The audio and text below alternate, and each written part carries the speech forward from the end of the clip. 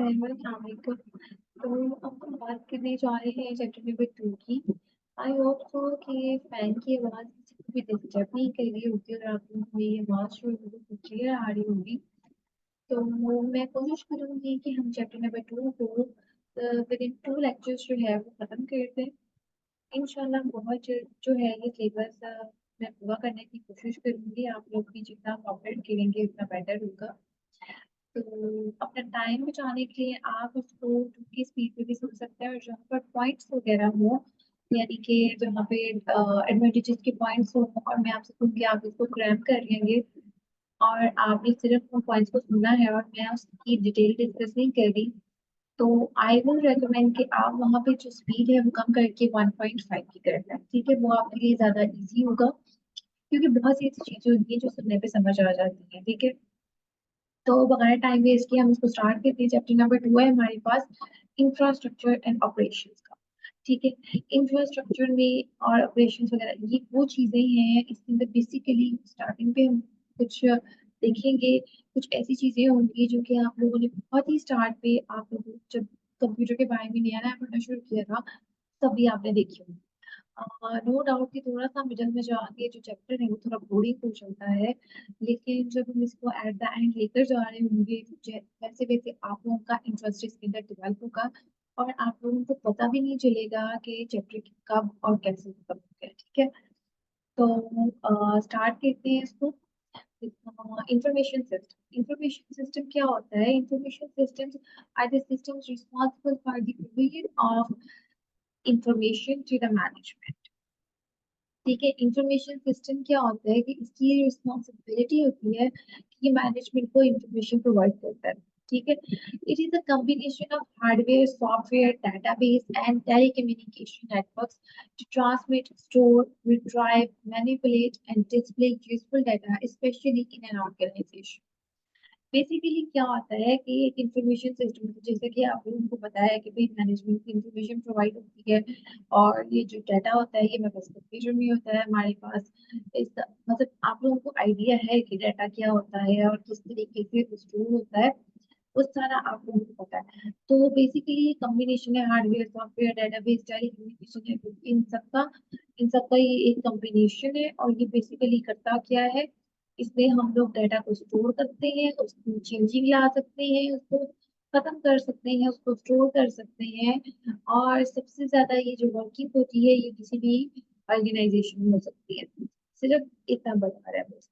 आगे अगर हम कंपोनेंट्स की बात करें तो ये जो लेक्चर में आपको डिलीवर कर रही हूँ मैं इसके थ्रू आपको ये सारे कंपोनेंट्स बता सकती हूँ। इस तरीके में आप देखें कि हार्डवेयर क्या होता है। मैं इस वक्त जिस लैपटॉप पे ये लेक्चर प्रोवाइड कर रही हूँ, जिस लैपटॉप को यूज करके इसको फिजिकली टच कर सकती हूँ, वो जो लैपटॉप का स्ट्रक्चर है वो बेसिकली मेरे पास एक हार्डवेयर है। अब मैं जिस सॉफ्टवेयर के थ्रू ये सारी वर्किंग कर रही हूँ, मेरे जो इंटरफेस शो हो रहा है ये सारा मेरा सॉफ्टवेयर है। ठीक है, और इस सॉफ्टवेयर को मैं टच नहीं कर सकती, मैं जस्ट इसको अपनी स्क्रीन पे देख सकती। ये हो गया सॉफ्टवेयर।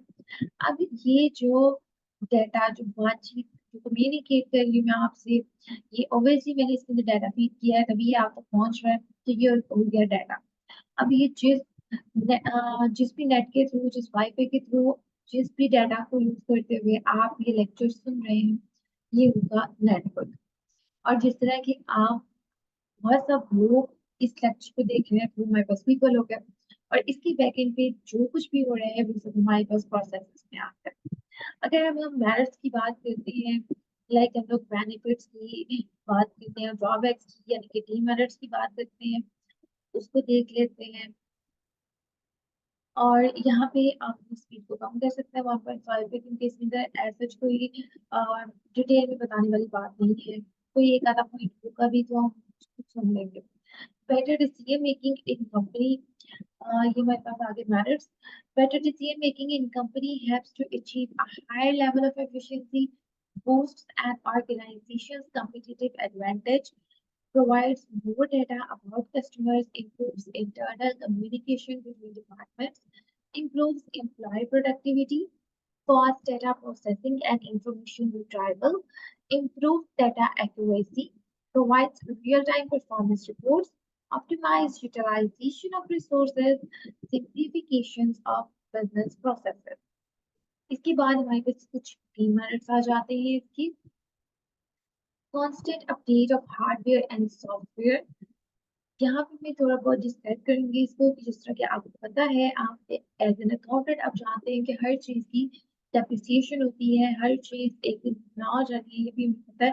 तो आप एक मोबाइल फोन परचेज करते हैं, जब आप मोबाइल फोन परचेज करते हैं तो उसके बाद कंपनी बनाना छोड़ तो नहीं देती ना, मजीद बनाती रहती है, उसको इम्प्रूव करती रहती है, उसके अंदर इम्प्रूवमेंट आती रहती है। ठीक है, ये बात भी हो गई। न्यू अपडेट्स आती है, ये भी हमें पता है। अब जब उसमें अपडेट आती है तो जो उसका न्यू वर्जन होता है वो तो ऑब्वियसली एक्सपेंसिव होता है, और जो बैग वाला हमारे पास होता है वो एक तो वो पुराना मॉडल हो जाता है और दूसरा को यूज नहीं होता है, इनके वो डेप्रिशिएट भी हो रहा होता है, तो उसकी जो प्राइस है वो कम हो जाती है।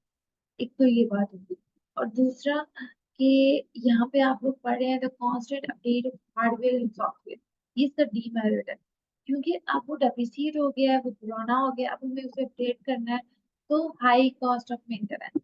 अगर हमारा इन केस वो खराब होता है तो भी हमें उसे मेंटेन करना पड़ेगा, और अगर हम उसे अपडेट कर रहे हैं, हम चेंज ही करते हैं उसको, ठीक है, हमारे हार्डवेयर को अपडेट किया, समझे, हमने चेंज कर दिया, तो उस पर भी हमें हाई कॉस्ट बेयर करनी पड़ेगी। ठीक है, ये हाई कॉस्ट सिर्फ मेंटेनेंस के लिए नहीं है, उसकी अपडेट के लिए भी हमें कॉस्ट बेयर करनी पड़ सकती है। सिक्योरिटी, प्राइवेसी, इनकम्पेरेबिलिटी इश्यूज भी हमारे पास आ जाता है कि हम लोगों का जो काफी ऐसी स्टोरेज डिवाइसेस होती हैं, आगे चल के हम पढ़ेंगे कि उसके अंदर से हम रिकवरी कर सकते हैं। तो इन केस अगर हमारा कोई डाटा है, हमने अपने तौर पे डिलीट कर दिया, लेकिन वो किसी गलत पर्सन के हाथ में लगे और वो हमारे डाटा को मिस यूज करते हैं उसको रिकवर करके, तो यहाँ पे प्राइवेसी इशू भी आ जाता है। उसके बाद G unemployment and lack of job security, quite expensive to implement in country care, heavy reliance on technology, organizational criteria, resistance toward change, risk of implementation failure, integration of new IS with existing system, requires a skilled and trained workforce, excessive cost for small companies, budgeting of IS extremely difficult. आगे हमारे पास इसकी कुछ types दी हुई है information system की, जिसमें operation support system दिया हुआ है और मैनेजमेंट सपोर्ट सिस्टम दिया हुआ है, और इसकी फर्दर टाइप्स दी हुई है जिसको हम वन बाय वन पढ़ेंगे आगे चल के। ऑफिस ऑटोमेशन सिस्टम, नाम से एक चीज जाहिर हो रही है भी, ऑफिस यानी कि जो भी हम इसमें जिक्र करेंगे किसी भी किस्म के डाटा का, वो सब ऑफिस से रिलेट करने का, यानी कि ऑफिस ऑटोमेशन सिस्टम किसी न किसी जगह पे ऑफिस को बेनिफिट जरूर देगा, जो भी इसमें वर्किंग हो रही होगी वो ऑफिस की बेनिफिट के लिए होगी। ठीक है, और जैसा कि हम आईटी पढ़े तो इसमें कहीं ना कहीं आईटी का टच जरूर होगा। ठीक है, ये हमारी कॉमन अंडरस्टैंडिंग थी, मतलब बेसिक भी मैं नहीं कहती इसको, मैं कॉमन अंडरस्टैंडिंग कहती हूँ उसके नाम से। और इसके अंदर एक और मेन बात है, मैं इसको थोड़ा सा जरूर ब्रीफ करना चाहूंगी। एक तो पेपर के टाइम बहुत करीब है, और दूसरा ये बातें पता होनी चाहिए, जैसे कि लास्ट पास्ट पेपर्स को अगर एनालाइज किया जाए तो उसके अंदर मैंने ये नोटिस किया था कि जो क्वेश्चन है वो हमसे इस तरीके में नहीं पूछा गया है कि फॉर एग्जांपल आप एग्जीक्यूटिव सपोर्ट सिस्टम और डिसीजन सपोर्ट सिस्टम के दरमियान में डिफरेंस बताएं। उन्होंने इस तरीके से क्वेश्चन पूछा कि आप ईएसएस और डीएसएस में डिफरेंस बताएं। क्वेश्चन ये नहीं था, बट जो भी था उन्होंने वो किसके लिए स्टैंड फॉर कर रहे हैं वो नहीं पूछा, तो उस तरीके में नहीं पूछा, उन्होंने पूछा एब्रीविएशन। ठीक है, एस ईएसएस एंड डीएसएस का डिफरेंस बताएं। आप वहां पे याद करके गए, आपको हर चीज क्लियर है, ठीक है, लेकिन क्या हुआ कि आपने जो चीज लेफ्ट एंड राइट पे लिखनी थी ना, वो आपने राइट टू लेफ्ट पे लिख दी। पॉइंट्स आपने सारे लिखे, बट आपकी हेडिंग ही गलत थी, आपको याद ही नहीं कि कौन सी चीज किसके बारे में है, तो वहां से गलत हो जाएगा। आपने जिसकी एब्रीविएशन भी याद करनी है और एब्रीविएशन किसके लिए स्टैंड फॉर कही है, आपने वो दोनों चीजें याद करनी है, क्योंकि आपने इस तरीके से याद करनी है that executive support system ESS, decision support system DSS. Paper में किसी भी वे में वो पूछे, आपको उसमें मसला नहीं होना चाहिए। अच्छा जी, आगे हम बात करते हैं, हम ऑफिस ऑटोमेशन की बात कर रहे थे कि ऑफिस ऑटोमेशन से हमें क्या मतलब समझ आती है कि ऑफिस के बारे में होगा, आईटी इंक्लूड होगी, ऑफिस की बेनिफिट के लिए होगा। अब हम इसे पढ़ लेते हैं। And An office automation system relay office information needed for accomplishing basic tasks and increase the productivity of clerical workers and knowledge workers and enhance communication in the workplace. यानी कि इससे हमें क्या पता लगता है कि जो ऑफिस ऑटोमेशन सिस्टम है ना, ये जितने भी हमारे बेसिक टास्क उसको तो इंक्रीज करता है, ठीक है, वो जो उसकी जो अकम्पलिशमेंट होती है वो तो इंक्रीज होगी, लेकिन क्या है, जो हमारा वर्कर है उसकी प्रोडक्टिविटी भी इंक्रीज होगी और जो उसकी नॉलेज है उस पर भी इफेक्ट आता है और जो उसकी कम्युनिकेशन होती है वर्क प्लेस पे रहते हुए वो भी इनहेंस करती है, ठीक है। और उसकी बात है these system uses a wide range of tools such as spreadsheet, word processors and presentation packages। और इसकी कुछ आगे एग्जांपल्स आ जाती हैं, word processing, desktop publishing, voice mail, email, video conferencing and multimedia system. अच्छा, उसके बाद हम बात करते हैं नॉलेज मैनेजमेंट सिस्टम की। तो नॉलेज मैनेजमेंट सिस्टम से क्या समझ आती है हमें कि क्या होगा नॉलेज मैनेजमेंट सिस्टम। जरूर लोगों को किसी बारे में नॉलेज दी जा रही होगी। फॉर एग्जांपल हम लोग स्किल्स डेवलप कर रहे होंगे अपने एम्प्लॉयज की, ठीक है, तो कुछ आईटी का यूज होगा उसके अंदर। सेम ये वही पॉइंट्स हैं जो कि रिपीट रिपीट रिपीट होते जाएंगे, ठीक है। यही चीज आपने अपने माइंड में रखनी है। आप इसको इजीली एक दफा या दो दफा आप इसको पढ़ लेंगे, एक दफा मैं आपको सुना रही हूँ, एक दफा आप खुद पढ़ लेंगे, तो आपका पेपर इंशाल्लाह पास हो जाएगा, ठीक है। कोई मुश्किल बात नहीं है, सिर्फ कोई मुश्किल 100 पेजेस है, 100 पेजेस पढ़ के अगर आप पेपर पास कर लिया तो उससे बड़ी बात क्या हो। चलिए जी पढ़ते हैं। knowledge management system. A knowledge management system is a platform that helps you to get the right knowledge to the right people at the right time। ये बताता है, ये सिस्टम ये बताता है कि आपने किस बंदे को किस जगह पे क्या नॉलेज किस टाइम प्रोवाइड करनी है, ठीक है। It stores the retrieves business information, but also preserves and disseminates the ideas and experienced knowledge of employees within an organization to improve understanding and problem solving skills। कुछ examples इसमें आ जाती है जैसे research and insights, libraries, customer service, knowledge base and online community forms. आगे जी transaction processing system आ गया। Transaction से भी हमें पता लग रहा है कि कुछ ना कुछ फाइनेंशियल रिलेटेड होगा, ठीक है, आईटी का यूज करते हुए होगा।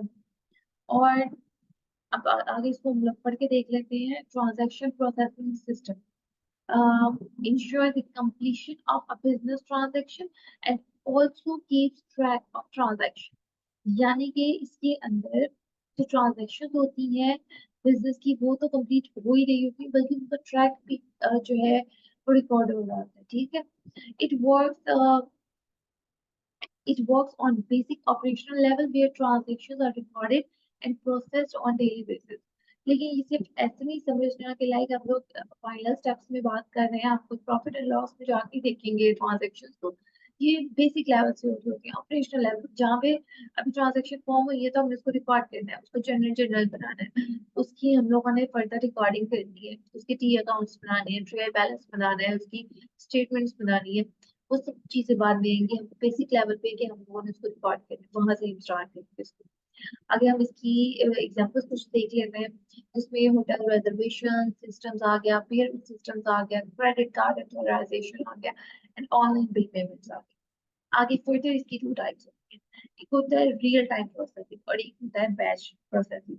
अब इन दोनों में क्या डिफरेंस, ठीक है, इसमें डिफरेंस देख लेते हैं।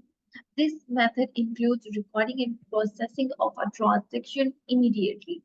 रियल टाइम का मतलब है कि इधर से हम लोगों ने परचेज की है, कुछ सेल की है, कुछ भी किया ना, तो कोई भी ट्रांजैक्शन हमारी हुई है उसको हम लोगों ने उसी टाइम रिकॉर्ड कर दिया, ठीक है। अ, यहाँ पे मैं स्टॉप करती हूँ, आगे चलकर बैच प्रोसेसिंग पे देखते हैं, फिर दोबारा से इसको पढ़ेंगे। बैच प्रोसेसिंग में क्या है, in this method information for every transaction is gathered and recorded but processed later।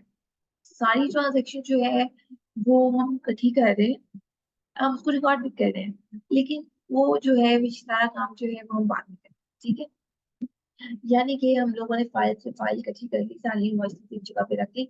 अब जब हम हम लोग एक दिन बैठेंगे सब और सारी रिकॉर्डिंग कर देंगे, ठीक है, ये होगी बैच प्रोसेसिंग। अब इसको ब्रीफली पढ़ के देखते हैं।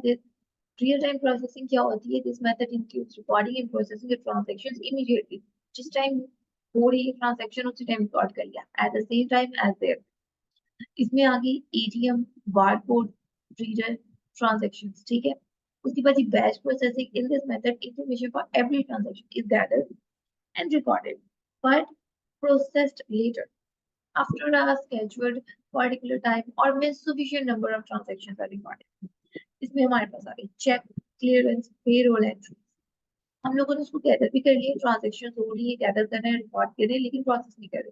प्रोसेस कब करेंगे? हम लोगों ने कुछ स्केड्यूल किया होगा कि इतने टाइम के बाद हम करेंगे, या हम लोगों ने एक क्राइटेरिया बनाया होगा कि जब हमारे पास 100 ट्रांजेक्शन, फॉर एग्जाम्पल 100 ट्रांजेक्शन हो जाएंगे तो हम रिकॉर्ड करेंगे, 200 हो जाएंगे तो रिकॉर्ड करेंगे। तो ये होगी बैच प्रोसेस। आगे चलते हैं, आगे हमारे पास आ गया एग्जीक्यूटिव सपोर्ट सिस्टम। ये हमारे पास ना अब शुरू हो रहे हैं मैनेजमेंट लेवल की, ठीक है। ये आप ऊपर देखेंगे, हमारे पास दो तरह के थे, ऑपरेशन सपोर्ट सिस्टम और मैनेजमेंट सपोर्ट सिस्टम। अब हम मैनेजमेंट सपोर्ट सिस्टम की बात कर रहे हैं। उसके अंदर पहला हमारे पास आ रहा है एग्जीक्यूटिव सपोर्ट सिस्टम। एग्जीक्यूटिव जैसे कि आपको पता है कि सीनियर एग्जीक्यूटिव जो होते हैं, इसके अंदर बोर्ड ऑफ डायरेक्टर्स इंक्लूड होते हैं। इसके अंदर हमारे पास सीईओ नहीं होता, मतलब सीईओ को भी हम लोग एग्जीक्यूटिव ही मान रहे होते हैं, लेकिन वो कुछ लॉ वगैरह में हम लोग जाकर पढ़ते हैं कि हम उसको क्यों, कहाँ पे किस तरीके से इंक्लूड नहीं करते। खैर यहाँ पे बोर्ड ऑफ डायरेक्टर्स की बात होती है, ठीक है, ऑनर्स की बात कर रहे हैं। तो एग्जीक्यूटिव सपोर्ट सिस्टम में हमें क्या समझ आता है कि कुछ ऑनर्स बैठे होंगे और उन्होंने कोई डिसीजन मेकिंग करनी होगी, ठीक है। तो executive support system facilitates and supports the decision making of an organization's senior executives. The decisions involve company-wide matters, so the stakes are higher. Executive support system is commonly considered as a specialized form of decision support system. ठीक है, इसके अंदर ऐसा कोई बात नहीं थी कि जिसको बहुत ज्यादा ब्रीफली मैं बताऊं। तो इसमें सिंपली यही था कि बोर्ड ऑफ डायरेक्टर्स है, उन्होंने कुछ डिसीजंस ले लिए हैं, वो कंफ्यूज करेंगे, डिसीजंस लेंगे, और वो डिसीजंस किस तरह से किस तरीके के लिए जाते हैं, आपको पता है कि स्टेक्स हायर हो जाए, मींस जो हमारी प्रॉफिटेबिलिटी है ऑर्गेनाइजेशन की वो इंक्रीज कर जाए।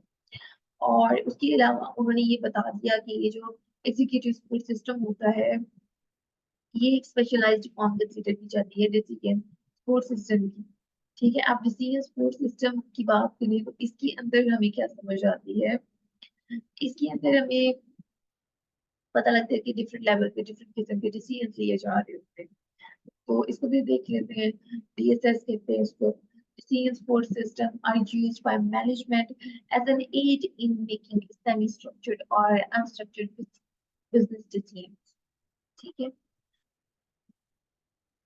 Normally, these systems used by middle level management. Instead of, for example, spreadsheet packages and ERP dashboards, the decision support system does not make a decision for managers. It enables them to move through the phase of decision making. इसके अंदर जो decision लिए जाते हैं वो managers के लिए नहीं होते, वो इस फेज में होते हैं कि वो डिसीजन मेकिंग कर रहे होते हैं। Intelligence, design of possible solutions, choice of a solution. आगे हमारे पास इसके कुछ टूल्स भी आते हैं जिसमें हमारे पास analytical models, specialised databases, computer based modelling system, decision makers on insights and judgements आ गई। कुछ इंपॉर्टेंट टेक्निक्स आ जाती हैं जो इसमें यूज होती है, जिसमें साइमुलेशन आ गया। एक चीज हम लोग फॉर एग्जांपल आप समझ लीजिए, जैसे हम लोगों ने कोई बिल्डिंग बनानी है, तो वो बिल्डिंग हम लोग एक पहले उसका 3D स्ट्रक्चर बनाएंगे, ठीक है।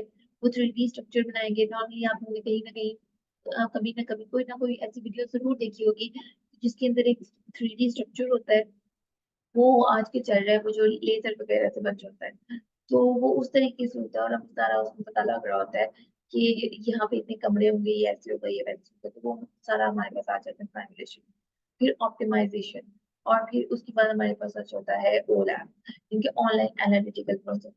उसके बाद डाटा माइनिंग, और उसके बाद neutral network, fuzzy logic, case based reasoning, intelligent agents. और ये जो चीजें है ना, ये जो छोटे छोटे पॉइंट्स होते हैं, ये आपको क्रैम ही करने पड़ते हैं, ठीक है। इसकी कोई ऐसा अंडरस्टैंडिंग नहीं होती है। और एट द एंड हम लोगों ने कुछ बात करनी, बेनिफिट की और ड्रॉबैक्स की, तो उसको तो देख लेते हैं। Benefits of DSS, decision support system, better decision making, achieve a higher level of efficiency, boost an organization's competitive advantage, fast data processing and information retrieval, determines potential outcomes, aid in planning and management, provides a report and presentation flexibility. उसके बाद हमारे पास कुछ drawbacks आ जाते हैं, जिस तरह के information overloaded, status reduction, false belief in objectivity, obscuring responsibility, transfer of power, monetary cost, assumption of relevance, overemphasized decision making। और फिर उसके बाद ये लास्ट वाला आ जाता है, आई नो दैट कि अभी तक जितना कुछ भी चल रहा है ना, फिलहाल कोडिंग ही चल रहा है, लेकिन नो डाउट कि आगे जाके ये जो चैप्टर है वो काफी ज्यादा इंटरेस्टिंग हो जाता है। तो मैनेजमेंट इंफॉर्मेशन सिस्टम को देख लेते हैं, वो क्या होता है जी। बेसिकली तो हमारी सब्जेक्ट का भी नाम है, तो हम इसको देखते हैं क्या होता है। MIS is an information system used for decision making and for the coordination, control and analysis of information in an organization। ठीक है। ये क्यों हम यूज करते हैं, इसलिए इसलिए यूज करते हैं कि हम लोगों ने डिसीजन मेकिंग करनी होती है, कोऑर्डिनेशन करनी है, कंट्रोल करना है, ऑर्गेनाइजेशन में जितनी भी चीजें यूज को हम लोगों ने देखना है, तो उसके लिए हम लोग इसको यूज करते हैं। It provides information to the management in the form of pre-specified reports and displays। ठीक है। तो ये भी हमें पता लग गया कि pre-specified होती है रिपोर्ट्स, और स्क्रीन वगैरह पे हमें डिस्प्ले होनी चाहिए, बिकॉज आईटी है तो स्क्रीन के बगैर तो आईटी नहीं चलती। उसके बाद ये कुछ एग्जांपल्स आ गए इसकी, sales analysis, production performance, cost front report system वगैरह वगैरह वगैरह। अच्छा, MIS रिपोर्ट लिस्ट होती है हमारे पास, उसको देख लेते हैं। और मतलब ये कोई इतना इम्पोर्टेंट नहीं है, लेकिन फिर भी आप उसको reports, trend reports, profit reports, expectation reports, predictive reports, financial reports, inventory reports, cost reports, budget reports, production reports, sales reports, on demand reports, abnormal losses reports, machine utilization reports, employees performance reports, statistical publications, etc. सारी आ गई इसके अंदर। उसके बाद जी मतलब इसके कुछ advantages देख लेते हैं। मैं इसके एडवांटेजेस क्या होते हैं, बेटर डिसीजन मेकिंग हो जाती है, जो कि मतलब हम लोगों को पढ़ा है कि इसके पर्पस भी है, helps to achieve a higher level of efficiency, or boost an organization competitive advantage, provides more data about customers, improves the internal communication between departments, improves employees' productivity, fast data processing and information retrieval, improves data accuracy, provides real-time performance reports, optimized utilization of resources, simplifications of business processes। जितने भी अभी तक हम लोगों ने पढ़े हैं ना, अभी तक ये जो सिस्टम्स पढ़े हैं हम लोगों ने, ये तकरीबन सबका एक यही काम होता है, ठीक है। सबके हमें यही बेनिफिट्स होते हैं। और अगर हम डिसएडवांटेजेस की बात करें, तो वही बात कीजिए, हम लोगों को अपडेट करना पड़ता है सॉफ्टवेयर, हार्डवेयर, उसकी कॉस्ट जो है मेंटेनेंस की, उसकी security, privacy, compatibility issues, quite expensive to implement and configure, heavily reliance on technology, risk of implementation failure, requirement of skilled and trained workforce, budgeting of MIS extremely difficult। तो ये वो सारी चीजें हैं जो अभी हम लोग ने ऊपर पढ़ी, और आपने देखा कि किस तरह से वो एज इट इज यहाँ पे डिसएडवांटेजेस जो है रिपीट हुए हैं, ठीक है। सॉरी। अब हम लोग बात करेंगे डिसीजन मेकिंग। डिसीजन मेकिंग क्या होता है कि management information systems can be viewed as being constructed to serve various levels of aspects of management activities in the organizational hierarchy। Decision making is a con- cognitive process used by professionals to determine the best option or course of action to meet their needs। आगे हमारे पास कुछ types आ जाती हैं। Certain decisions based on complete and correct information, uncertain decisions based on correct but incomplete information, risky decisions based on incorrect or unrealistic information। पहले certain था, certain में हमारे पास complete और करेक्ट इंफॉर्मेशन थी, अनसर्टेन हुआ correct तो थी लेकिन इनकम्प्लीट थी। अब रिस्की में इनकरेक्ट भी है और अनरियलिस्टिक भी है, ठीक है, बिल्कुल ही आइडियल केस हो गया, सारा गलत हो गया। उसके पहले पूरा सही था, उसके बाद कुछ सही सही था लेकिन मुकम्मल नहीं, उसके बाद सही भी नहीं था और मुकम्मल तो दूर के वो रियलिस्टिक भी नहीं था। उसके बाद चीज की आगे हमारे पास थ्री टाइप्स आ गई, three types of decision making made in organization. तो उसमें हमारे पास आ गया स्ट्रेटेजिक लेवल, मैनेजरियल लेवल और ऑपरेशनल लेवल, ठीक है। अब ये जो हमारे पास तीन लेवल होते हैं, तो इन तीन लेवल्स में हम लोग देख लेते हैं कि जो इंफॉर्मेशन की रिक्वायरमेंट होती है डिफरेंट लेवल्स पे वो किस तरीके की होती है। जो स्ट्रेटेजिक ऑपरेशनल लेवल से स्टार्ट करते हैं, derived from internal sources, detailed and specific data relevant to the immediate term, concerned with specific tasks, largely quantitative, complete and certain, prepared very frequently, ठीक है। तो अब हम टेक्निकल के साथ इसको कंपैरिजन में देखते हैं, तो प्राइमरी जनरेटेड, टेक्निकल और managerial both are the same.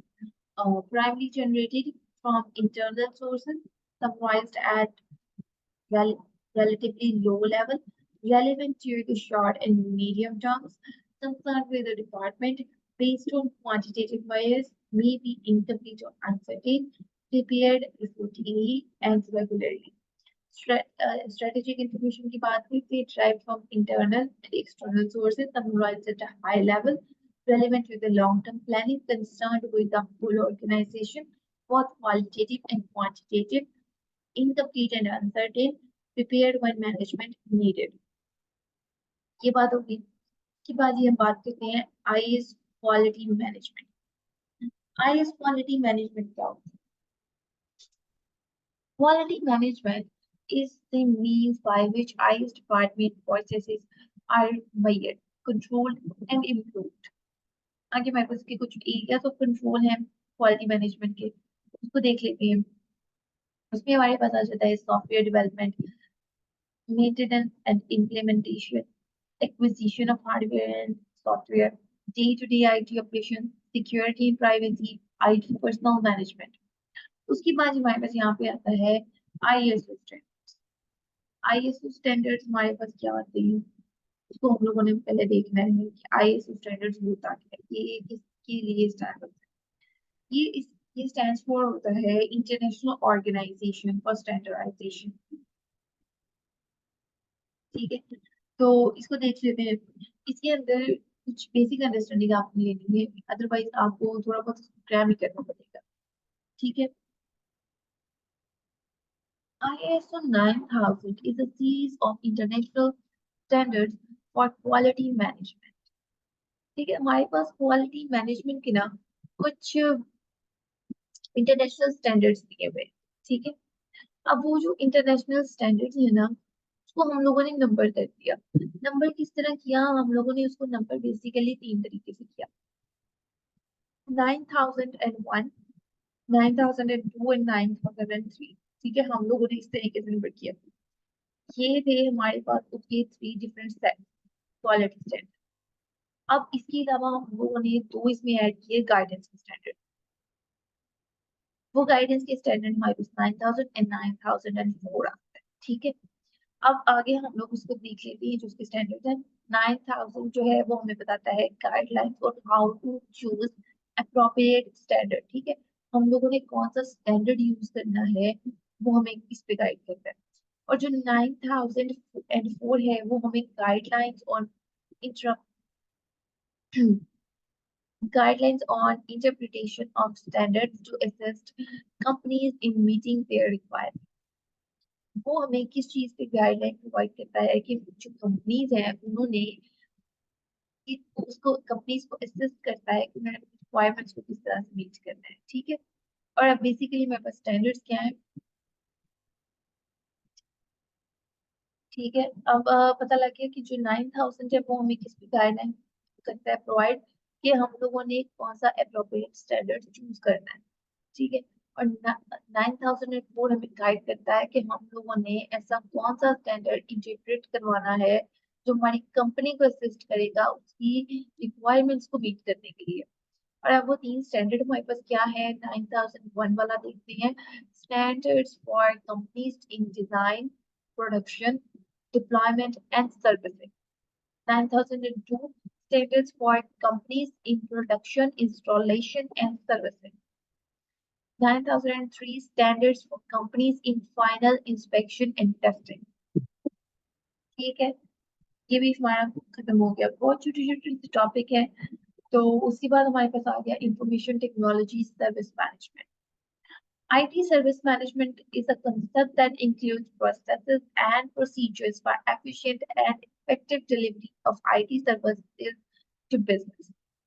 ठीक है, इसके अंदर बेसिकली क्या होता है, ये एक ऐसा कॉन्सेप्ट है जिसमें कुछ प्रोसेसेस और कुछ procedures, both are the same by the way. तो इस तरह के प्रोसेसेस इंक्लूड होते हैं जो कि हमें एफिशिएंट और इफेक्टिव जो है आईटी सर्विसेज हमारे बिजनेस को डिलीवर करते हैं। ठीक है, अब इसके मेन एस्पेक्ट्स क्या होते हैं। मेन एस्पेक्ट्स उसके कुछ फीचर्स हैं। IT assets discovery and management, configuration management, knowledge management, procedure management, incident and problem management, self-service provisioning and support desk, metrics, analytics, business intelligence and reporting, multi-cloud support, automated workflows, and device integration. उसके बाद हमारे पास इसके साथ साथ ये खत्म हो गया। बस अब आप खुद देखें, सिर्फ 2 लाइन हो गए। कुछ चीजें हैं बस आपने उसको एक दफा पढ़ना है। सिर्फ उसमें से आई डोंट थिंक सो कि कोई शॉर्ट क्वेश्चन भी इतना बताओ। मैं इस वजह से यहाँ पे टाइम इतना कंज्यूम नहीं करना चाह रही, because we don't have enough time there. तो आप लोगों ने बस इसको एक दफा पढ़ लेना है एमसीक्यूज के पॉइंट ऑफ व्यू से। उसके बाद सर्विस लेवल एग्रीमेंट, ये बेसिकली क्या होता है, एक सर्विस लेवल एग्रीमेंट। इसके अंदर हम लोग क्या करते हैं कि हमारे लिए कुछ चीजें जो होती हैं थोड़ी मुश्किल होती है कि हम लोगों को आईटी वगैरह जो हम सिस्टम वगैरह जिस तरह के हम पढ़े थे कि उसका इनिशियल सेटअप काफी ज्यादा होता है या इस तरीके से। तो ये सारा जो काम है ये हम किसी अगर थर्ड पार्टी से करवा लेते हैं ना, तो उसकी हमें कॉस्ट कम बियर करनी पड़ती है। तो ये उसके मतलब हमें यहाँ पे बताया जाएगा। A service level agreement is a written contract between a service provider and a client for the particular aspects of service such as quality, availability, and responsibilities. Service level agreements includes defined levels of service, accountability for the service, evaluation criteria and basis for improvement, performance criteria, methods and process of delivering the service, methods for communicating service expectations and actual performance, basis for costing IT service to their customers, business continuity planning and disaster recovery. ये कुछ points थे कि इसके अंदर क्या क्या चीजें cover होती हैं, क्या क्या फीचर्स हैं, आप कह सकते हैं। ठीक है, उसके बाद हमारे पास इसके कुछ बेनिफिट्स आ गए।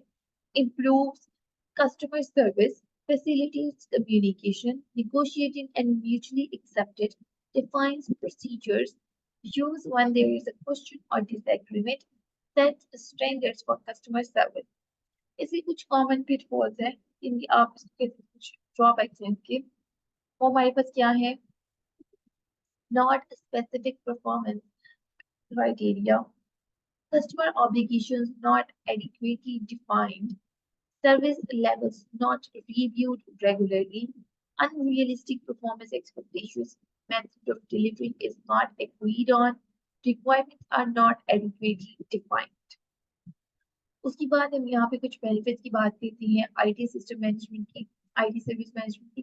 तो उसके अंदर हमारे पास आ जाता है improve efficiency and effectiveness, better service and customer experience, reduce unnecessary workload, enables more effective planning, saves the business time and money, improve collaboration between different business functions, better transparency into IT process and services, high return on IT investments, visualizing the workflows is easier, Standardization and synthesis improves employees productivity. इसके बाद अब बात करते हैं operating systems की। इसके अंदर आप एक टर्म याद रख लें, वो है CPR। वो नीचे जाकर थोड़ा सा चेंज हो जाता है, but CPR is easy to understand. An operating system is a collection of programs that manage computer resources, provide a user interface, and runs application. ये 3 काम है जो एक ऑपरेटिंग सिस्टम करता है. उसने प्रोग्राम्स को मैनेज करना है. कुछ प्रोग्राम्स मैनेज करने हैं जिसमें computer resources and provides a user interface and then runs the application. अब कंप्यूटर रिसोर्सेज में क्या आ जाता है? Memory, processing, storage, input output devices. The user interface में हमारे पास आता है user interact with application, programs and computer hardware through a user interface. और एप्लीकेशन में हमारे पास आता है a software that performs specific tasks for an end user. इसके बाद बस कुछ क्लासेस आ जाती हैं जिसमें single user, single tasking, multi user, single user multitasking, multi user multitasking, batch operating system, distributed operating system.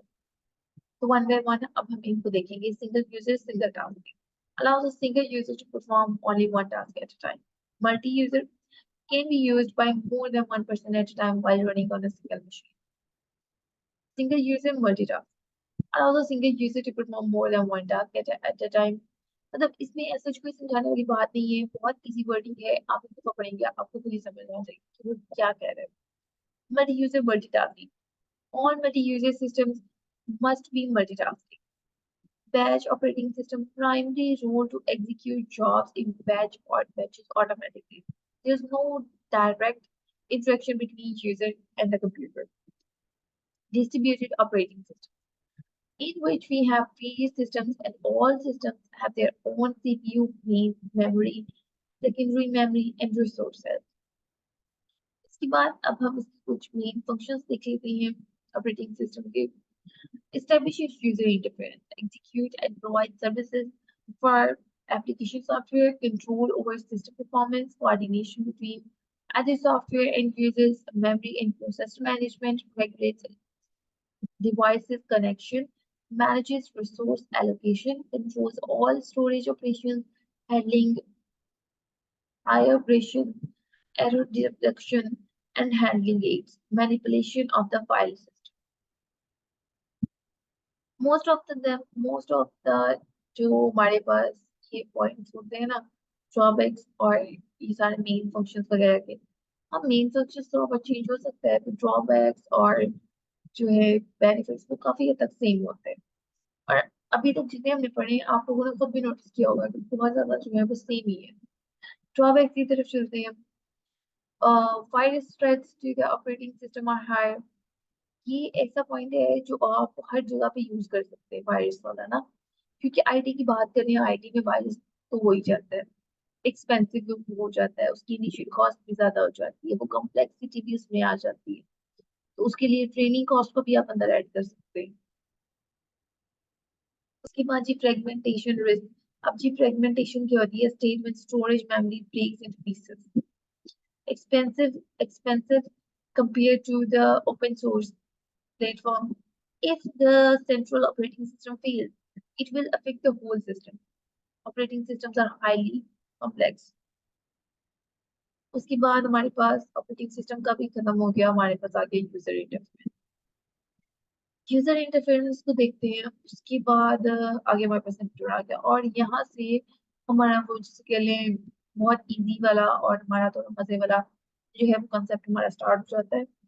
तो मेरे ख्याल से मैं ये वाला करवाती हूँ यूजर इंटरफेरेंस. उसके बाद ये जो कोडिंग वाला लेक्चर था ना, ये वाला हमारा एंड हो जाएगा. और इसे जो नेक्स्ट वाला लेक्चर है ना, आई होप कि आप लोग वो लेक्चर बहुत इंजॉय करेंगे, क्योंकि वो बहुत इजी सी चीजें हैं और उसके अंदर आपको बस जनरल अंडरस्टैंडिंग लेने की जरूरत है. बाकी इसको तो आप लोगों से भी क्रैम करना पड़ेगा थोड़ा बहुत, इसकी खुद से रीडिंग करनी पड़ेगी. तो वो तो आप लोगों को जैसे सुनने पे आप लोगों को समझ आ जाएगी क्या चीज़ है और किस तरीके से है. लेकिन ये आप लोग के लिए इसकी रीडिंग खुद से करना बहुत ज्यादा जरूरी है. इसको अपनी रिवीजन में बोरिंग समझ के छोड़ नहीं देना. इसके बहुत गौर करना है, ठीक है। यूजर इंटरफेरेंस की बात कर लेते हैं। User interference is the point at which human users interact with a computer. जिस तरह के मेरे पास यहाँ पे एक इंटरफेरेंस ओपन है कि मैंने यहाँ पे नोट्स खोले हुए हैं और मैं आप लोगों से कम्युनिकेट कर रही हूँ, ठीक है। तो ये मेरा यूजर इंटरफेरेंस है कि मेरे पास यहाँ पे एक एप्लीकेशन पे मैंने ये नोट्स ओपन किए। Computer mouse and keyboard, TV remote control, heavy machinery operating operator controls, ATMs, और ये सब हमारे पास क्या है, यूजर्स है, यूजर इंटरफेरेंस है। उसके बाद टाइप्स ऑफ यूजर इंटरफेरेंस की बात कर लेते हैं। इसके अंदर ग्राफिकल यूजर इंटरफेरेंस आ गया, कमांड लाइन इंटरफेस आ गया, मेन्यू ड्राइवन इंटरफेस आ गया, वॉइस यूजर इंटरफेरेंस आ गया, फॉर्म बेस्ड यूजर इंटरफेरेंस आ गया। वन बाय वन इसको पढ़ते हैं जी। ग्राफिकल यूजर इंटरफेरेंस क्या होता है? ये graphical user interface, a digital interface in which a person can communicate with electronic devices through the use of icons, symbols, menus, and pointing devices. For example, computer, monitor, smartphones, and tablets. उसके बाद ये command line interface आ गया, text based user interface. जो इसका main चीज याद रखने वाली है कि जो ग्राफिकल यूजर इंटरफेस होता है वो एक डिजिटल इंटरफेस होता है, जो कमांड लाइन होता है वो एक टेक्स्ट बेस्ड होता है, जो मेन्यू ड्राइवर होता है allows the user to take पहले कमांड लाइन पढ़ लेते हैं। A text-based user interface that receives commands from a user in the form of lines of the text instead of pointing with a mouse. Google's PowerShell and Cloud Shell इस examples में आगे। Menu driver interface क्या होता है? देखिए यहाँ पे छोटा बहुत इसको एब्रीवेट करके लिखा हुआ है, GUI CLI, लेकिन आप लोगों ने इस तरीके से इसको नहीं याद करना। आप लोग करें, इसको याद जरूर करें, लेकिन आप लोगों को इसकी एप्लीकेशन के अलावा ये किसके लिए स्टैंड फॉर करता है वो चीज लाजमी याद होनी चाहिए। मैं अगेन रिपीट कर रही हूँ कि वहां पे आपको हो सकता है पेपर में स्टैंड फॉर का ना बताया गया हो, जस्ट एप्लीकेशन के लिए, ठीक है। आप लोगों ने ये चीजें माइंड में रखनी है, याद रखनी है, ठीक है। मेन्यू ड्राइवर इंटरफेस क्या होता है? Allow the user to interact with the computer through series of screen और menus with the options to choose from ATM. For example, ATMs की एग्जाम्पल आ गई, यानी कि जैसा आप लोगों ने कभी एटीएम यूज किया होगा ना, तो उसके अंदर आप लोगों को ऑप्शंस दिए जाते हैं। तो उस स्क्रीन के ऊपर सामने मेन्यू बना होता है, उसमें डिफरेंट ऑप्शंस होता है, आप वन बाय वन करके सिलेक्ट करते हैं और जो भी आप चूज करते हैं उसके अकॉर्डिंग जो है वो आपकी सारी वर्किंग हो रही होती है। फॉर एग्जाम्पल आप पैसे निकालने गए हैं तो वहाँ पे आपको काफी ज्यादा ऑप्शन चूज करने पड़ते हैं, आपने नोटिस किया होगा। अच्छा, उसके बाद चौथे की बात करते हैं, voice user interface. Voice user interface allows user to interact with computer by using their voice. Apple, Siri, Amazon, Alexa, Google's Assistant और इस तरीके की ये एग्जांपल्स आ गई इसकी। उसके बाद जी, फॉर्म बेस्ड यूजर इंटरफेस। ये हमारे पास क्या होता है? Use to enter data into a program और application by offering a limited selection of choices, bank, credit cards, forms. अक्सर वैसे आप लोग जब ये हम फॉर्म बेस्ड यूजर इंटरफेस की बात करते हैं तो इसके अंदर जब आप लोग अपना एग्जामिनेशन फॉर्म भी फिल कर रहे होते हैं ना, तो वो भी इसकी एग्जाम्पल आ सकती है, क्योंकि उसमें भी आप एक फॉर्म होता है जिसको आप फिल कर रहे होते हैं, ठीक है। तो बेसिक ये था हमारा थोड़ा सा बोरिंग वाला, लेकिन इसके बाद हम स्टार्ट करेंगे कंप्यूटर और इसके नाम इसके टाइप्स देखेंगे और कुछ बेसिक पे देखेंगे, ठीक है, बेसिक साइज पे देखेंगे। और ये देखिए मतलब बहुत ज्यादा नहीं है, कुछ पिक्चर्स हैं इसके अंदर आपकी अंडरस्टैंडिंग के लिए, तो उसके लिए थोड़ा बहुत पेजेस ज्यादा हो जाते हैं, वरना इसके अंदर इतना डाटा नहीं है कि आप लोगों को इसके ऊपर काफी ज्यादा टाइम लगेगा। मेरे ख्याल से वो वाला लेक्चर इस लेक्चर की निस्बत जो है वो कम ही कम ही रहेगा, ठीक है। आई होप सो कि आप लोगों को समझ आई होगी और इसको खुद से रीड करें, खुद से पढ़ें, पेपर पे रीड है तो ही आपकी रिवीजन होगी। ये लेक्चर सिर्फ इसलिए बनाए जा रहे हैं कि आप लोगों के नजरों के सामने से एक दफा चीज गुजर जाए, आप देख लें कि कौन सी चीज किस तरीके से है, ताकि आप लोगों के लिए पढ़ने में आसानी हो। जी, बहुत शुक्रिया, अल्लाह हाफिज।